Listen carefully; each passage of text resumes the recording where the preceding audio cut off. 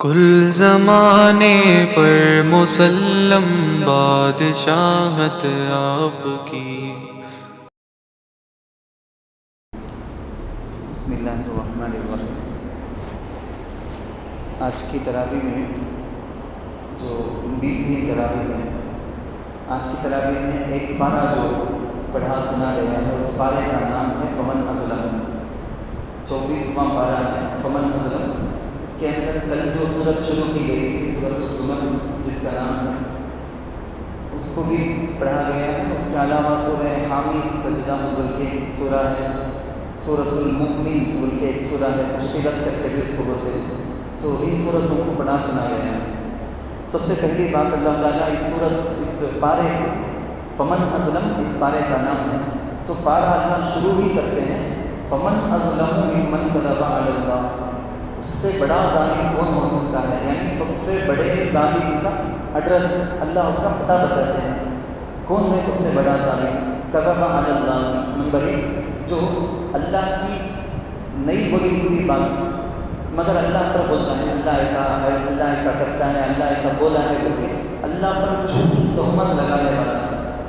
کذب علی اللہ وکذب بالصدق، اور جو سچ بات کا انکار کر دیا، سچی بات اس کے سامنے آئی، حق بات آئی، انکار کر دیا، ایکسیپٹ نہیں کیا، قبول نہیں کیا، تو یہ سب سے بڑا ظالم ہے، ظلم، سب سے بڑا گناہ ظلم کرنے والا۔ والذی جاء بالصدق وصدق بہ، جبکہ اس کا الٹا دو اچھی کوالٹی کو اللہ بولتا ہے۔ جو آدمی حق بات دنیا میں لوگوں کے سامنے لے آتا وہ بڑا بہتر آدمی۔ نمبر 2، حق بات سامنے آنے پر اس کو قبول کرنے والا، یہ بھی بڑا بہترین آدمی۔ اللہ تعالیٰ وہ ظالم کے خلاف میں اچھے آدمی کون، اس میں 2 کیٹیگری بنا کے اللہ بولتے ہیں والذی جاء بالصدق۔ جیسے رسول اللہ صلی اللہ علیہ وسلم کے معراج کا واقعہ سامنے آیا، وصدق بہ، حضرت صدیق اکبر نے اس کو سچ مانا، جانا، مان لیا کہ ہاں سچا ہے یہ، وصدق بہ، یہ مانا ہے اس کا۔ اس پارے کے اندر ایک آیت ہے، الیس اللہ بکاف عبدہ، یہ ہمارے آج کل کے سچویشن، انڈیا کے سچویشن کے اعتبار سے بہت زیادہ فٹ ہونے والی ہے۔ کفار مکہ، مکے کے جو کفار تھے، صحابہ کے پاس، مسلمانوں کے پاس جمع ہو کے بولے، دیکھو بہت گستاخی کرتے ہیں، مورتیوں کو، بتوں کو چھوڑ دیے ہیں نا، بہت بے ادبی کرتے ہیں سب میں۔ تو غصے میں آ گئے تو ہمارے معبودہ، تم نے کیا کرتے کہ معلوم نہیں، بڑا سخت عذاب آئے گا کس کی طرف سے، وہ جو اسٹیچو مورتیاں ہیں نا، وہ مورتیاں ہمارے تمہیں عذاب دیں گے، اس لیے کیا کرنا، کفر کرو، کافر ہو جاؤ، واپس مشرک ہو جاؤ۔ آج بھی مفسرین لکھتے، کافر کسی مسلمان پر زبردستی کرے، مسلمانوں پر زبردستی کرے کہ یہ سلوک، یہ جو منتر ہے نا، یہ بولو، جو کفریہ ہے، مسلمان کسی بھی صورت میں وہ بول نہیں سکتا، اپنے منہ سے نہیں لا سکتا، ایسی بات بولنے پر زبردستی کرتے ہیں۔ یا جو مسلمانوں کے لیے حرام چیز ہے، وہ حرام چیز منہ میں رکھ کے ٹھوستے ہیں کہ اس کو کھا، یہ بول، یہ کر، جو کفری یا شرکی یا حرام کام ہے وہ کرنے پر زبردستی کرتے ہیں۔ تو مسلمانوں کو چاہیے کہ ایسے وقت میں اس آیت کا مضمون ذہن میں ڈالیں، اس آیت کو پڑھ لیں، الیس اللہ بکاف عبدہ، کیا اللہ بندے کے لیے، اپنے بندے کے لیے کافی ہے؟ الیس اللہ بکاف عبدہ، اللہ اپنے بندے کے لیے، جوان، بوڑھا، مرد، عورت، سب کے لیے اللہ کافی ہے، سب سے بڑا کارساز وہ ہے۔ حدیث میں اللہ کے رسول صلی اللہ علیہ وسلم کا ارشاد بھی آپ نے سنا ہوگا، من کان للہ کان اللہ لہ، اللہ کے لیے بول کے اپنی صلاحیت، اپنی سوچ، اپنا وقت، یہ سب قربان جو کرتا اللہ اس کا ہو جاتا ہے۔ جو اپنی چیزوں کو اللہ کے لیے قربان کرے، اللہ اس کے لیے ہمیشہ کا مددگار بن جاتا ہے۔ تو حدیث کے اندر بھی اس مضمون کی تائید آتی ہے۔ اس کے بعد ایک آیت ہے، قل یا عبادی الذین اسرفوا علی انفسہم لا تقنطوا من رحمۃ اللہ، ایک عجیب آیت قرآن میں دنیا بھر کے سارے گنہگاروں کو جس پوائنٹ میں امید پیدا ہوتی ہے نا، اللہ مجھے بھی معاف کر دیں گے، اللہ کے رحمت پر جو امید پیدا ہوتی ہے نا، وہ ویسی آیت ہے۔ اللہ اے میرے بندے کر کے پکارتے ہیں، کس کو؟ او نماز پڑھنے والے میرے بندے، اور روزہ رکھنے والے میرے بندے، اے میرے اعتکاف، میرے لیے اعتکاف میں بیٹھنے والے میرے پیارے بندے، عبادت کرنے والے بندوں کو میرے بندے کر کے اللہ بولے تو سہاتا، اچھا کام کرتا رہے تو میرا بچہ رہے تو کر کو، استاذ بندے، ماں باپ رہتے میرا بیٹا بول کے کنجنے کا میا کرنے کا یہ سب کب کا تو اچھا کم کرے تو کون اچھا نہیں کرے کہ میرا بچہ تو نہیں تو سبھی میرا شاگرد کیا کرتا ایسا تو ساتھ سوچیں گے پوچھیں گے. لیکن عجیب حال ارحم الراحمین کا مالک الملوک کا عجیب، وہ کہتے ہیں کہ یا عبادی الذین اسرفوا علی انفسہم، اے وہ میرے بندے جنہوں نے اپنے اوپر ظلم کر دیا، گناہ کر دیے، جو گناہ میں مبتلا ہیں، او میرے بندے کر کے اللہ ٹائٹل دیکھ کے پکارتے ہیں. گناہ میں ڈوب گئے تو میرے بندے آ جاؤ، لا تقنطوا من رحمت اللہ، میری رحمت سے تم کو بھی کوئی نا امید کی ضرورت نہیں ہے، نا امید ہونے کی ضرورت ہی نہیں، آ جاؤ، میری رحمت تمہارے لیے بھی ہے. صرف عبادت کرنے والے اچھے لوگ، بزرگ، ولی، ان کے لیے نہیں، تمہارے لیے بھی میری رحمت ہے، آ جاؤ. صحابہ کرام میں اصل یہ آیت کب نازل ہوئی تھی؟ بعض لوگ مسلمان ہونے کا ارادہ کیے تھے، مگر مسلمان ہونے سے پہلے ناحق بلا ریزن کے قتل کیے تھے، مرڈر کیے تھے. بعض لوگ وہ مسلمان ہونا چاہتے تھے جو مسلمان ہونے سے پہلے کافر رہنے کے زمانے میں زنا ہوا تھا، ان سے زنا بھی بچہ رنگ ہوا تھا. اب وہ سوچ رہے تھے ہمیں مسلمان ہو گئے تھے بھی، اللہ وہ گناہ میرا کیا ہوگا، وہ گناہ تو معاف نہیں، اتنا بڑا گناہ نہ اسلام میں، تو زنا بھی، قتل بھی، اسلام کی اتنا بڑا گناہ، ہمیں مسلمان ہو گئے تو بھی اس کا کیا ہوگا، وہ تو معاف نہیں ہو سکتا نا. تو اس وقت یہ آیت نازل ہوئی، قل یا اے نبی آپ فرما دیجئے، کہہ دیجئے، یا عبادی، میں ایسا کہتا ہوں بول کے کہہ دیجئے، یا عبادی الذین اسرفوا علی انفسہم لا تقنطوا من رحمت اللہ، اللہ کی رحمت سے نا امیدی کی ضرورت نہیں. تو یہ امید ہم کو پیدا کرنے والے آئے ہیں. رمضان کے اتنے دن غفلت میں گزر گئے، رمضان کا احساس کے بغیر، اس کے باوجود ویڈیو دیکھتا رہا، گانے سنتا رہا، گانے گاتا رہا، یا فرینڈس کے چکر میں آ کے ایسے ویسے ویڈیو سوشل میڈیا کے اندر دیکھنے کی نوبت آ گئی. کچھ بھی ہو، آج یہ سیکنڈ اس وقت بھی ارادہ کر سکتے ہیں، ابھی بھی رمضان کے بابرکت ایام باقی ہیں، ابھی بھی میں اگر توبہ کروں، رمضان میں جو بڑے بڑے گناہ ہو گئے اللہ ان کو معاف کر کے آگے کے مبارک ساعتوں میں اس کی جو برکتیں ہیں اس کو بھرپور حاصل کرنے کی اللہ توفیق دے دیں گے. یہ ہم لوگوں کو، ہم جیسے لوگوں کی امید کو پیدا کرنے کے لیے بڑی زبردست آیت ہے. ایک آیت ہے جس کے اندر اللہ تعالیٰ، میں وہ آیت پڑھ کر لمبی تفسیر کرنے کے بجائے مختصر یہ کہتا ہوں کہ جب تک ہمارے جسم کے اندر روح ہے نا، جب تک روح ہے، یا ایسا کہیں جب تک سانس ہے، جب تک چانس بھی ہے، جب تک ہماری روح ہے، توبے کا پورا موقع ہے. جب یہ روح لی جا رہی ہوگی، فرشتے لے لیں گے، اس وقت بندہ چیخے گا، پکارے گا. فرعون بھی اس وقت بولا میں ایمان لا لیتا ہوں. میں موسیٰ کے جو پروردگار ہیں، رب ہیں، ان پر میں ایمان لاتا ہوں، وہ بھی بولا تھا، لیکن وہ ٹائم پار ہو جانے کے بعد کا اعتبار نہیں ہوتا. جب فرشتے روح لینے آ جاتے، وہ آنکھوں سے دکھائی دیتا، اس کے بعد وہ حالت ختم. اب توبہ کی توفیق نہیں ہوتی. جب تک میرے جسم میں روح ہے تب تک میں اپنے گناہ اللہ سے معاف کروا لے سکتا ہوں. کب یہ روح جائے گی ہم میں سے کسی کو بھی پتہ نہیں. جب پتہ نہیں، گناہ کرنے کی ہمت بھی نہیں کرنی چاہیے، اور ہر سیکنڈ اللہ سے مغفرت لے کے، توبہ کرا کے، بالکل اپنے آپ کو موت کے لیے تیار بھی رکھنا چاہیے. تو اس صورت کے اندر آنے والی چند آیتوں میں اللہ تعالیٰ اس کا بھی، اور ایک اور دلچسپ بات آپ کو معلوم ہوگی، کفار کی چند حسرتوں کو اللہ ذکر کرتے. حسرت آپ کو معلوم نا، کاش ایسا کر کو رہتا، کتنا اچھا کر رہتا تھا، کر کو افسوس کریں گے نا، بڑا چیز مس کر ڈال کریں گے، اب اس کے بعد بیٹھ کو افسوس کرنے کا. ایسے 3 چیزوں کو اللہ یہاں بیان کرتے. ایک آیت آپ کو سمجھ میں آنے کے لیے میں بول دیتا ہوں، آسانی سے سمجھ میں آئے گی. ایک تو اللہ کہتے ہیں کہ ان تقول نفس، کوئی بھی انسان کہنے لگے گا یا حسرتا علی ما فرطت فی جنب اللہ، کیسے کیسے گناہ کرتے رہنا ہے، اللہ کون، اللہ کی قدرت، یہ سب معلوم ہے کو بھی کیا کیا کام کرے نا، نہیں کر کو رہنا تھا، ابھی موقع ہے. جو ایسا کر دی ان کے بارے میں بول کے اللہ ہم کو سمجھاتے ہیں اب موقع ہے، آپ نہ کو کرو، وہ کام تم نہ کرو. قیامت میں موت کے بعد، مرنے کے بعد لوگ کہنے لگیں گے، جی نفس کا معنی جی، کوئی بھی انسان کہنے لگے گا یا حسرتا علی ما فرطت فی جنب اللہ، کیسے کیسے کاما کر کو آ گیا نا میں، پاسٹ میں، پریویس، اس کے اندر کیسا. نمبر 2، دوسری جو حسرت ہے وہ حسرت او تقول لو ان اللہ ہدانی لکنت من المتقین. کتنے لوگ ہیں یہ ولیوں کے سکا آنکھوں کو آنکھوں ہی، اللہ مجھے بھی سیدھا راستہ بتا کر رہے تو میں بھی متقین میں سے ہو کر رہتا تھا نا. اللہ بتا دیے، ایسا بولنے کا چانس اللہ نہیں دیا. اللہ بتا دیے نیک راستہ، ہدایت کا راستہ، سیدھا راستہ بتا دیے. اب مجھے مان جا کے یہ بولنے کا کوئی موقع نہیں، کوئی چانس نہیں. میں جا کے اللہ تو مجھے ہدایت سیدھا راستہ بتا تو حتیٰ تو میں بھی متقین میں سے ہو کر رہتا تھا نا، یہ نہیں بول سکتے کیونکہ اللہ بتا دیا صحیح راستہ کیا بول کے۔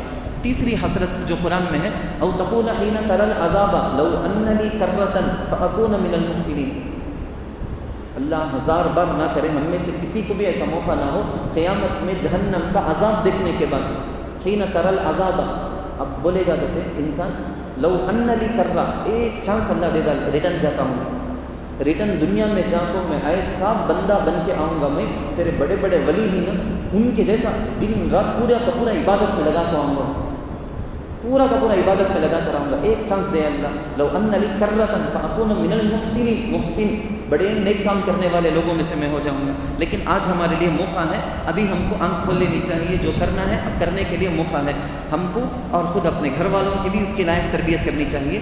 سورۃ غافر ایک سورت شروع ہوتی ہے، اسی سورت کا نام سورۃ المؤمن کر کے بھی ہے، سورۃ المؤمن۔ غافر کئی کو ہے، سورت شروع ہوتے ہی غافر الذنب وقابل التوب شدید العقاب ذی الطول، اللہ کی چند صفتیں ہیں۔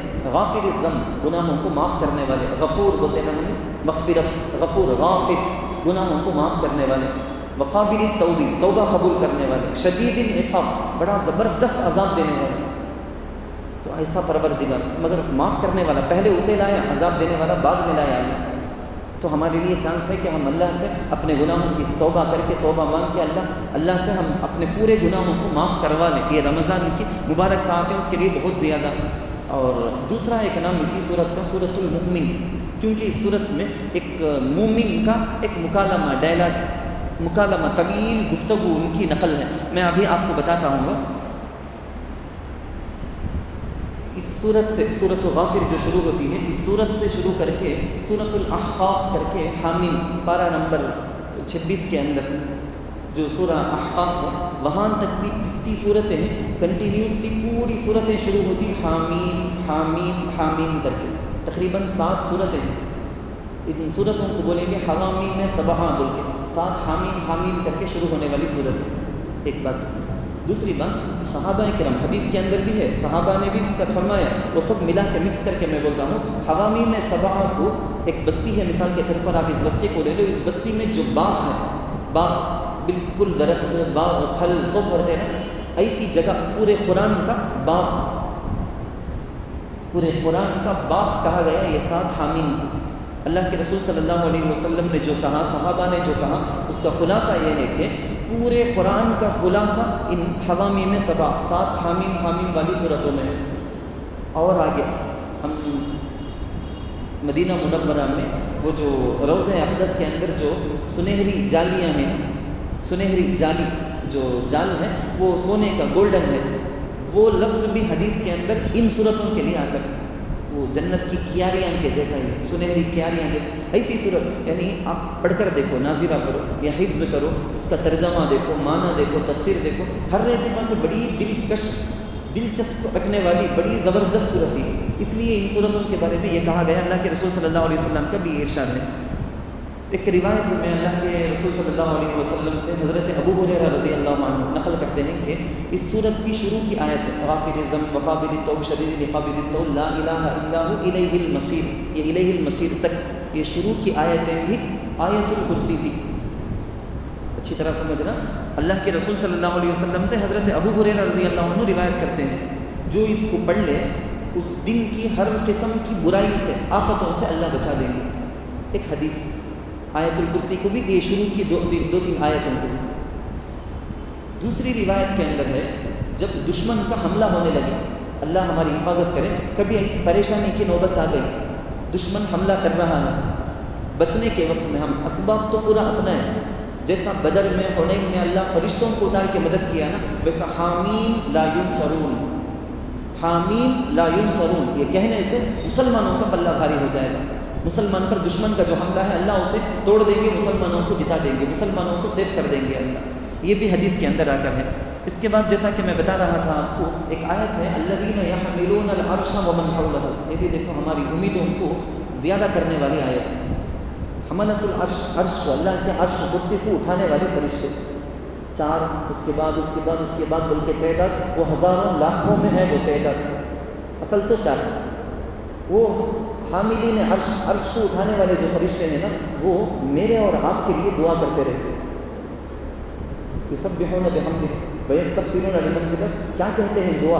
آگے دعاؤں کے اندر اللہ کہتے ہیں ایمان والوں کے بارے میں، میرے اور آپ کے بارے میں دعا کرتے کہتے ہیں، یا اللہ ان مسلمانوں کو تیرا مطیع فرما بردار بنا، تیری نافرمانی کرنے سے ان کی حفاظت فرما۔ میرے اور آپ کے لیے وہ فکر کرتے ہیں، خود میں اپنے لیے کتنی فکر کرتا ہوں یہ سوچنا چاہیے۔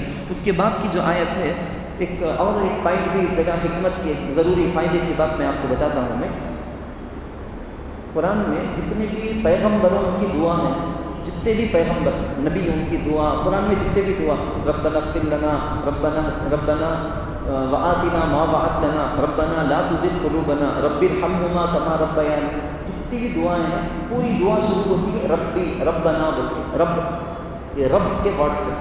ہمیں اردو میں دعا کرتے وقت یا اللہ، اے اللہ بولتے نا، ایسا عربی میں سب سے پسندیدہ جو دعا ہے اللہ کو، وہ جو دعا اسٹارٹ ہونا ربی، ربنا بول کے۔ اسی لیے قرآن میں جتنی دعا ہم دیکھتے ہیں پوری دعائیں ایسے ہی، نبیوں کی دعا اللہ اپنے کلام میں اس کو نقل کر کے تمہیں مجھے تک پہنچایا نا اللہ، وہ دعا اسٹارٹ ہوتی ہے ربنا ربی کے ذریعے سے۔ ایسے ہی انہی الفاظ کے ذریعے سے ہم کو بھی دعا کرنا، کیونکہ ہم کو معلوم ہوتا ہے کہ اللہ کو یہ لفظ پسند ہے بول کے، تبھی اللہ اپنے کلام میں اس کو نقل کیے ہیں۔ اس بات کو علماء کئی کتابوں کے اندر لکھے ہیں۔ خیر، حضرت موسیٰ علیہ السلام کا واقعہ، بنی اسرائیل جادوگروں کے سامنے حضرت موسیٰ علیہ السلام جیت گئے۔ اب پورے بنی اسرائیل کو مارنا بول کے فرعون ارادہ کر لیا، مشورہ کرتا ہے پورے بنی اسرائیل کو مار دو، جتنے بھی مرد ہیں پورے مرد بنے کو قتل کرو، عورتوں کو زندہ چھوڑو، انہیں کیا بھی کر لینے کا نہیں ہے، یہ سب مشورہ کرتا ہے۔ حضرت موسیٰ علیہ السلام کو بھی مارنا بول کے مشورے کے اندر اپنی رائے رکھتا ہے فرعون۔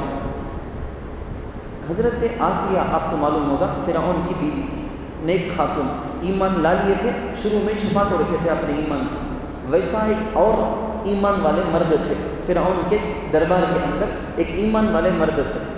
جب یہ مشورہ چل رہا تھا، ان کھڑے ہوئے اپنی رائے دینے کے لیے کھڑے، وقال رجل مؤمن من آل فرعون یکتم ایمانہ، اپنے ایمان کو چھپا کو رکھے تھے، وہ بولتے ہیں کہ اتقتلون رجلا ان یقول ربی اللہ وقد جاءکم بالبینات من ربکم، خالی ایک انسان میرا رب، میرا پروردگار اللہ ہے بولتا بول کے اس کے واسطے قتل کر دیتے سے، کیا انہیں کیا غلط کر دیا؟ جو بولتا ہے انہیں پروف بھی تو دیتا ہے نا، کتنے معجزات حضرت موسیٰ علیہ السلام دی، تو اس کو بول کے بولتا ہے پروف کے ساتھ کچھ نہ بات کرتا ہے وہ بندہ، اس کے واسطے جا کو قتل کر دیں گے کیا؟ حضرت موسیٰ چونکہ پہلے کے شروع کے اعتبار سے دیکھا جائے تو حضرت موسیٰ علیہ السلام خود فرعون کے بیٹے کے جیسا، دوسری طرف دیکھا جائے تو جو کھڑے ہو کے بات کرتا ہے نا، وہ اصل میں دوسرا ولی عہد، یعنی second C M P M بننے کے قابل فرعون کے بعد ان کا چانس تھا۔ انہوں دل دل میں ایمان قبول کر لیے تھے، اب کھڑے ہو کے روکتے ہیں لوگوں کو، نہیں موسیٰ کو قتل نہیں کرنا بول کے۔ اس سے پہلے میں واقعہ سنایا ہوں آپ کو، حضرت موسیٰ علیہ السلام کے ہاتھوں ایک آدمی کا قتل ہو جائے گا فیکٹری کا، تو دوڑے دوڑے آ کے بولیں گے موسیٰ تمہارے بارے میں تم نہ پکڑنا اریسٹ کرنا بول کے مشورہ چلتا ہے، تو فوراً حضرت موسیٰ علیہ السلام وہاں سے چلے جائیں گے، مدین کو چلے جائیں گے، جو آ کے بھاگ کو آپ کو اطلاع دیے نا وہ بھی یہی ایمان والے تھے، تو ان کا تذکرہ آتا بول کے اس سورت کا نام ہی رکھ دیا گیا سورۃ المؤمن، وہ مومن کا واقعہ ہے بول کے۔ اس کے بعد آپ کو ایک اور حدیث بھی میں سنا دوں، اللہ کے رسول صلی اللہ علیہ وسلم نے فرمایا کہ صدیقین تین ہیں، صدیق تین ہیں۔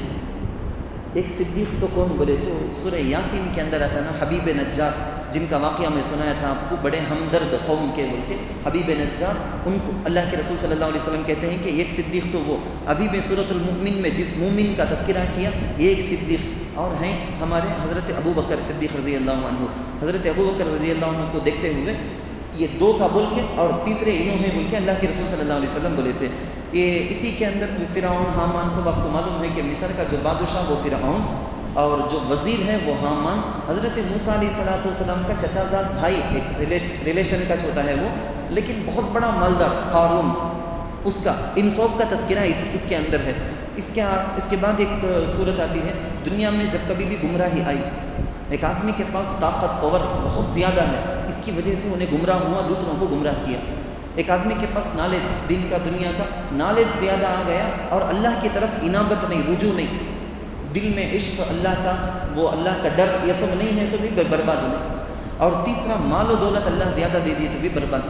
ان سب چیزوں کی طرف بھی ان صورتوں کے اندر اللہ اشارہ کیے ہیں. اس کے بعد جو سورہ پڑھی گئی سورہ حامیم سجدہ کر کے، ہمیں سجدہ بھی کرے نا آج، وہ سجدہ بھی ہے حامیم. اتلو ما اوحی میں بھی ایک سورہ ہے سورۃ السجدہ، اسے ڈفرینٹ کرنے کے لیے وہ سورۃ السجدہ، یہ سورۃ حامیم السجدہ. اور جبکہ اسی سورت کا اور ایک نام ہے سورۃ فصلت کر کے، کتاب فصلت آیاتہ، بلکہ قرآن کے بارے میں شروع اسٹارٹنگ ہی کے اندر وہ صفت آئی ہے، اس لیے اس سورت کا اور ایک نام ہے سورہ فصلت. ایک ضروری بات میں آپ کو بتاؤں، قرآن کی چند صفتوں کو اللہ یہاں بیان کیا. چند صفتوں کو بیان کرنے کے بعد وقال الذین کفروا لا تسمعوا لهذا القرآن، اکثر ہم نے اماموں سے یہ سنا ہوگا نمازوں کے اندر قرات میں. کفار کیا کریں گے کہ قرآن سننا بھی نہیں چاہتے، دوسروں کو سننے دینا بھی نہیں چاہتے. مسلمان کیا کریں گے اس کے مقابل میں سننے کا شوق رکھیں گے، جیسا آپ لوگ تراویح میں سنیں، پھر اس کو سمجھنے کا بھی شوق رکھیں گے. اللہ کہتے ہیں اس قرآن سے ہدایت نفع کس کو ہوگا، بینیفٹ فائدہ کس کو ہوگا، جو سننا بھی چاہتے اور سمجھنا بھی چاہتے. اور ایک نوٹ کے طور پر، مسئلے کے طور پر میں بتا دوں، قرآن کو چلا کے قرآن کسی جگہ پڑھا جا رہا ہے، ہم غفلت کے ساتھ وہاں پر اپنے فون میں بہت زیادہ لاؤڈ اسپیکر آن کر کے بات کرنے کا یا دوسری آوازیں چلانے کا، ہم جو زور زور سے چیخ کے بات کرنے کا، قرآن جبکہ دوسرا بیٹھ کے پڑھ رہا ہے، یہ غلط چیز ہے. قرآن کو آڈیو چلا کے ہم اپنے دوسرے کاموں میں مشغول ہو گئے، یہ بھی غلط چیز ہے. جبکہ میں عموماً پہلے سے بولتا زیادہ کہ عورتوں کو اپنا کام کاج جو کرنا ہے قرآن کی قرات سورتیں چلاؤ، وہ سنتے سنتے اپنے کام میں لگو. مرد حضرات بھی سپریٹ اکیلے گھر میں بیٹھ کے کوئی کام کرنا ہے، قرآن کی سورت چلا دو، قرات چلاؤ، وہ سنتے سنتے وہ برکت کی وجہ سے، تاکہ تمہارے ذہن میں اس وقت کوئی گناہ کا خیال نہ آ جائے. رمضان میں خاص طور پر. اچھا بات آ گئی تو آ گئی، تفسیر ابھی جو چل رہی ہے، میں آپ کو قرآن کی صورتوں کی تفسیر، پورا قرآن کی تفسیر سمجھا رہا ہوں جتنا ہو سکتا نئی چیز نکال کر. اب آپ کو کیا کرنا چاہیے، ایسا بھی کر سکتے ہیں آپ اپنے گھر کی مذکورات کو یہ تفسیر چلا کے فون کے اندر چلا دیے، آپ چلا کے اس کو سنتے سنتے کام کرو، تاکہ وہ عورتیں قرآن کی تلاوت بھی کرتے ہیں، جب تلاوت نہیں کر سکتے دوسرا کام کرتے ہیں، فروٹ کاٹنے کا، سبزی کاٹنے کا، پکانے کا، ایسے کاموں کے وقت میں وہ یہ سنتے رہیں، یا سونے سے پہلے اس کو چلائیں، سنتے رہیں، جب نیند آئی بند کر کے سو جائیں. دیکھنا ہے نا، یہ بہت نقصان کی چیز ہے. ابھی حضرت وہ ایک آیت بھی پڑھے تھے کہ اللہ نے دن کو کمائی کے لیے، فضل کے لیے، اور رات کو سکون کے لیے، سونے کے لیے بنایا. جب سونے کے لاسٹ سیکنڈ تک بھی اس اسکرین کو ہم گھورتے رہیں گے، اس کے بعد نیند بہت مشکل سے آئے گی تو سکون کی نیند نہیں رہے گی، اطمینان کی نیند، گہری نیند نہیں رہے گی. یہ اسکرین کو سونے سے آدھا گھنٹہ پہلے سے اوائڈ کر لینا، دوسرے کاموں میں لگ کر آدھے گھنٹے کے بعد اگر ہم سونے جائیں گے تو اچھی نیند آئے گی. تو اس کو دور رکھنے کا ایک طریقہ میں آپ کو بتا رہا ہوں. یہ خود روزانہ ایک یوٹیوب چینل ہے پیسفل اسکائی کے نام پر، اس کے اندر یہ تفسیر آ رہی ہے. میں بول دیا نا، اس لیے میں بولتا ہوں، میں کہیں آپ یہ پوچھے کہ حضرت یہ تفسیر سنانا پڑتا، کہاں سے سنانا، سب تمہیں یہاں بیٹھ کو کرتے ہیں نا بول کے. تو باقاعدہ اسی کے لیے یہ عورتوں کو بھی قرآن کی تفسیر، قرآن سمجھنے کا موقع ملنا چاہیے بول کے ایسا کرتا ہوں. خود آپ بھی دوبارہ سننے کے لیے یا عورتوں کو سنانے کے لیے یہ کام کرنا چاہیے، کر سکتے ہیں. اور جیسا کہ میں کل درخواست رکھا تھا آپ کے سامنے اعتکاف سے متعلق، تو کل تو انشاءاللہ آپ سب جتنے بیٹھے ہیں یہاں، ہر ایک اپنے اس پیغام کو ذمہ دار سمجھ کر، میں بھی ایک ذمہ دار ہوں سوچ کر 10 ساتھیوں تک تو بھی کم سے کم پیغام پہنچا. اس مسجد کے اندر کل مغرب سے ایک قسم کی ہلچل ہونی چاہیے، ادھر ایک 5 ادھر ایک 5 ادھر ایک 5 بول کے 10-20 کو روزانہ اعتکاف رہنا چاہیے. نوجوان بچے بول کے رہنا چاہیے. کیسا ٹائم ہے کہ اس کے اعتبار سے 10 دن مسلسل جو سنت والا اعتکاف، وہ بیٹھنے والے چند افراد متعین ہوں. ان کے علاوہ 1 دن کے لیے، 2 دن کے لیے، 3 دن کے لیے، جیسی سہولت ویسے آتے جاتے رہنا، مسلسل آتے جاتے رہنا. یہ بہت بڑے کام کی چیز ہے، فائدے کی چیز ہے. اور جب بیٹھ جائیں گے نا، بیٹھ جانے کے بعد میرے سے مرابطہ کریں، حضرت ہمیں بیٹھ گئے ہیں، کیا سیکھے گا، ہمیں ٹائم ٹیبل کیسا بنانا، شیڈول کیا بنانا. یہ سب میں کرتا تھا اس سے پہلے کہ رمضان کے اندر اپنی مسجد میں مستقل نوجوانوں کو لا کے، ان کو ٹائم ٹیبل بنا کے، ان کو کیا کرنا، کب کیا پڑھنا، کیا سیکھنا، کیسا کرنا. پردہ جو لگا دینا اسکرین، وہ بھی ایک قسم کا شوق پیدا کرنے کا ذریعہ ہے، وہ ایک موڈ سیٹ کرنے کے واسطے. اعتکاف کو پردے کو کیا بھی کنیکشن تو نہیں ہے، پردہ بنے تو اعتکاف کر کو نہیں، لیکن ایک موڈ سیٹ کرنے کے لیے ایک جذبہ پیدا ہو جاتا. اچھا یہ پردہ سب بن کو ہے، اعتکاف میں بیٹھے ہیں، ہمیں بھی بیٹھنا بول کے. پردہ بننے کا مقصد کیا بولے تو باہر والے جو بیٹھے رہتے ان سے بات چیت، دوستوں سے، فرینڈ سے بات چیت کر کو دنیا کی چیزوں میں مشغول ہو جاتا، اعتکاف کے مقصد سے دور نہیں ہو جانا بول کے. اب جس آدمی کو یقین ہے نہیں میں ویسا مشغول نہیں ہو جاؤں گا، بغیر پردہ کے بیٹھے جائیں، نہیں ان سے بچنا کہتے پردہ کہتے پھر ہم نہ بولے تو ٹھیک، وہ پردے کے اندر بھی جاؤں تو اگر میں موبائل اٹھا لوں گا کر کے بولے تو پھر تو پردہ ڈالے بغیر ہی رہ جانا. مجھے اپنے اوپر بھروسہ نہیں ہے، لوگوں کے سامنے رہے تو موبائل اٹھائے نہیں سر قرآن پڑھوں گا، ذکر کروں گا، تلاوت کروں گا بولے تو پھر تو پردے کے بغیر رہ جانا اچھا. خیر میں اصل میں یہ بولنا چاہتا ہوں، میں اعتکاف جو ہے آپ کو اس کی اہمیت سمجھانے کے لیے کل سے میں آپ کو اب ذمہ دار بنا کے ایک ساتھی بھی کم سے کم اپنے گھر کے، اپنے فرینڈس، اپنے ساتھی، رشتے دار، ان تک اس بات کو پیغام کو پہنچانا ہے. ایک 5 منٹ ہم اسی بارے میں گفتگو کر لیں گے. اللہ کے رسول صلی اللہ علیہ وسلم کس قدر اہمیت دیے، اس کے ذریعے سے آپ سمجھ جاؤ کہ اعتکاف کس قدر اہم عبادت بنی. رسول اللہ صلی اللہ علیہ وسلم مکہ المکرمہ سے مدینہ منورہ ہجرت کر کے آ گئے. ہجرت کر کے آ کے مسلسل انتقال تک بھی، وفات تک بھی کسی سال اللہ کے نبی ناغہ نہیں کیا، چھوڑے نہیں اعتکاف. ہر سال رمضان میں برابر اعتکاف ہوتا رہا. وفات سے 1 سال قبل سفر کی وجہ سے اللہ کے رسول صلی اللہ علیہ وسلم کا اعتکاف نہیں ہو سکا. ایک سفر کی وجہ سے شاید میں بولتا ہوں نہیں ہو سکا. تو کتنی اہمیت امپاکٹ کر کے اللہ کے نبی کے دل میں تھا بول کے سوچ کے دیکھو.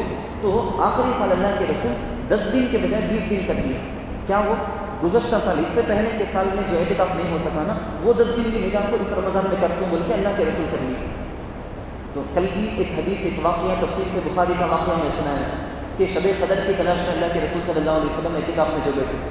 روایت کے اندر آتا ہے کہ جو بندہ اعتکاف میں بیٹھ جاتا ہے، باہر والے لوگ جو بھی عبادتیں کرتے ہیں ان عبادتوں کو کرنے کا موقع اعتکاف کی وجہ سے اسے نہیں ملا تو وہ پورا ثواب کرے بغیر اسے ملتا رہے.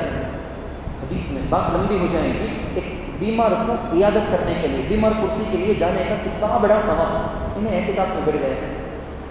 میں تو اعتکاف میں ہونا، میں بیمار کرسی کے لیے نہیں جا سکتا، وہ پورا ثواب کچھ بھی کیا نہیں سے مل گئے.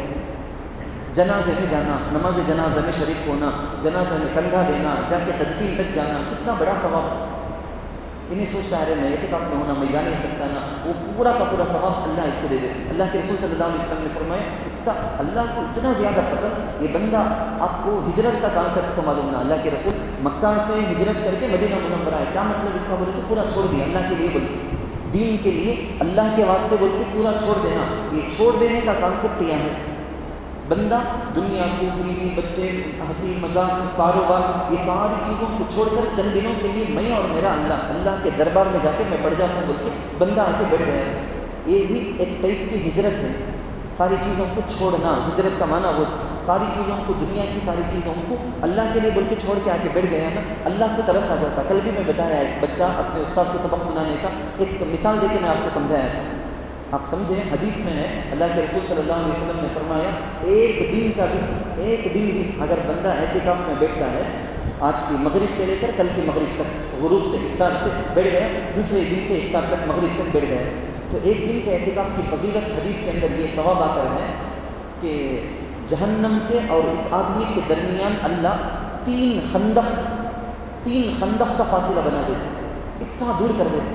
ایک خندق کا فاصلہ مقدار کیا بولے تو یہ آسمان اور زمین کے درمیان کی کتنی دوری ہے کہ اتنی دوری میرے اور جہنم کے بیچ میں ہو جائے گا اس عبادت کی وجہ سے.